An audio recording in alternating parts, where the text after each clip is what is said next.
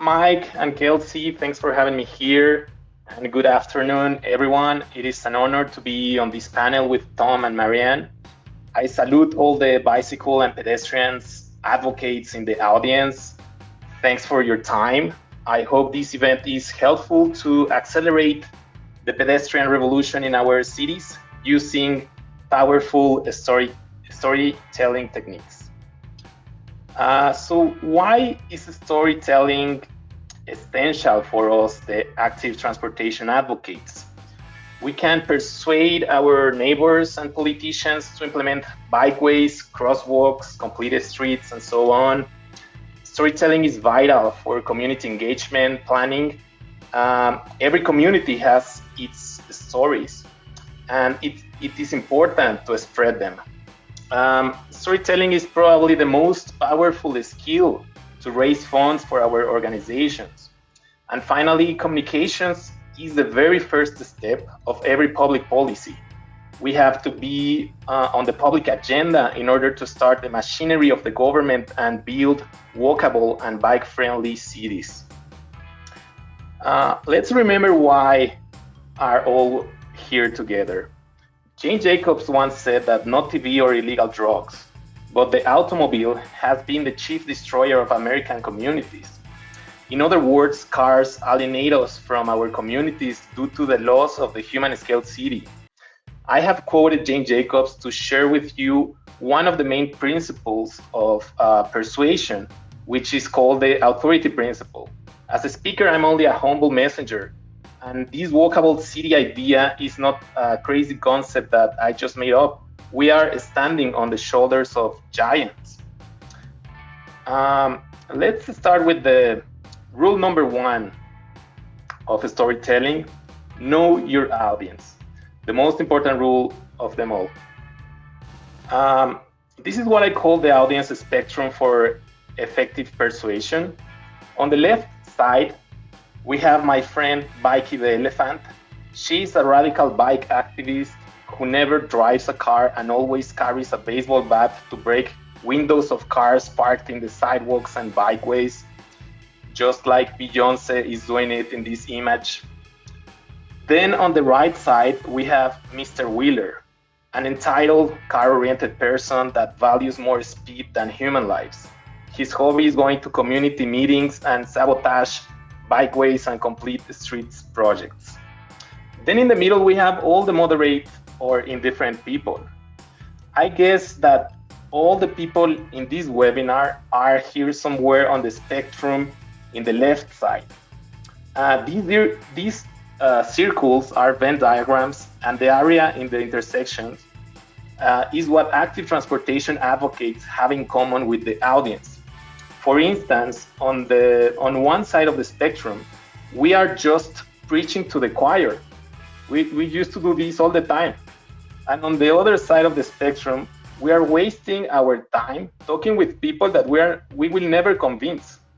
So we must concentrate on all the audience in the middle, our potential allies in this revolution. And the way to convince these people is to find out what is inside this sweet point, things that we have in common.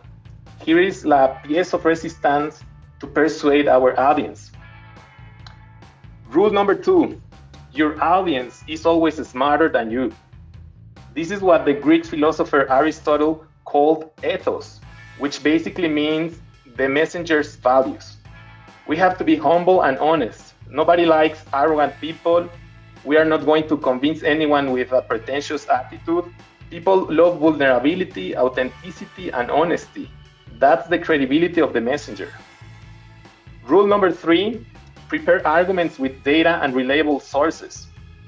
Our friend Aristotle named this concept as the logos, logic and reason.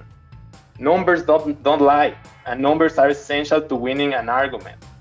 For instance, nobody can deny that at least 14 pedestrians die every day in the US, and that every year more and more pedestrians are dying in our streets. Rule number four: tell a good story. Aristotle called this the Pathos. Stories are more persuasive than data. this emotional part of this rhetoric strategy. My professor of persuasion, Gary Oren, told us thousands of times, never tell a statistic without a story. So let me tell you a story. This is my grandmother, mi abuelita. She was a strong woman that escaped from domestic violence and migrated all alone to New York City without speaking a word of English. After many years of working there, she moved to Mexico City and spent the rest of her life here in my hometown. She passed away 5 years ago due to Alzheimer. I did my research, and according to the Translational Psychiatry Journal, it turns that air pollution may contribute to Alzheimer and dementia. Therefore, it is possible that pollution caused by motorized vehicles killed my grandmother. Today, 5.8 million Americans have Alzheimer's disease. Who would have thought that cars are also destroying our brains, right? It is time to be strong, just like my grandmother, and build livable cities with clean air. That was the story of my grandmother, and as you can see, I use a statistic, and that is the pathos with the logos together, a statistic and a story. A great example of data and stories together is the book Right of Way by Angie Schmidt.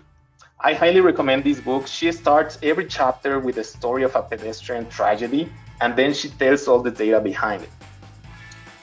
All right, to sum up, every time you want to convince an authority or a neighbor to build a walkable and bike-friendly city, remember the 3 lessons from Aristotle. Be honest, the ethos, prepare your data, logos, and tell a good story, the pathos. Now, the question is, how to tell a good story? Let me walk you through the basics of storytelling. First of all, you need to be clear about who your protagonist is and your antagonist.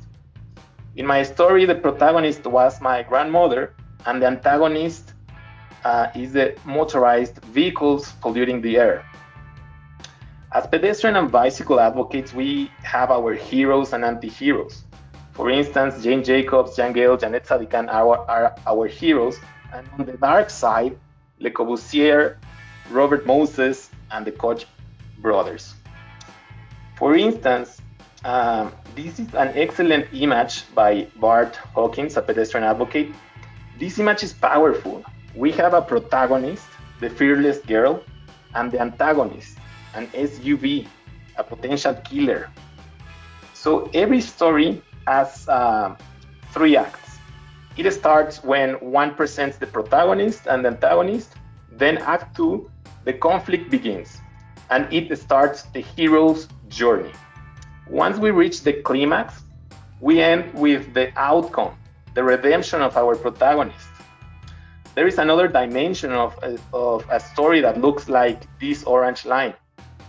The best speeches in the world look like this. You present a problem and a solution, another problem and another solution, tension and release, and again tension. Good stories are like a roller coaster. You go up and down all the time. Problem, solution, tension, release. I have just made up this metaphor for this presentation. Metaphors are powerful because they are sticky. For example, this is a compelling metaphor used by many transportation planners. Increasing lanes to ease traffic is like buying bigger pants to lose weight. Finally, I would like to end by sharing these images of a short film that I'm making with my friends of the organization Los Angeles Walks. In this film, we start presenting the context, Act 1. The protagonist, Piatonito, is walking and taking a red car in a walkable Los Angeles back in the 1940s. Then we present the antagonist, a bulldozer representing all the bad decisions of making a city for cars and not for the people. Then Act 2 starts, and the hero's journey starts. This is the section of the film where we present all the data about pedestrian fatalities in LA. Then Piatonito and the people of LA raise their voices and start the pedestrian revolution. The film climax is this morphing of the street from a car-centric nightmare to a people-oriented paradise. And the film ends with people taking the streets of LA, spreading the pedestrian revolution as a call to action. And that's today's last rule. Always, always, always end your story with a call to action. And this is my call to action for this presentation. Everybody has powerful stories. You behind this screen, you have a powerful story. Story by story, we will build together walkable and bike-friendly communities. See you in the streets to share our stories. Thank you very much, and viva la pedestrian revolution.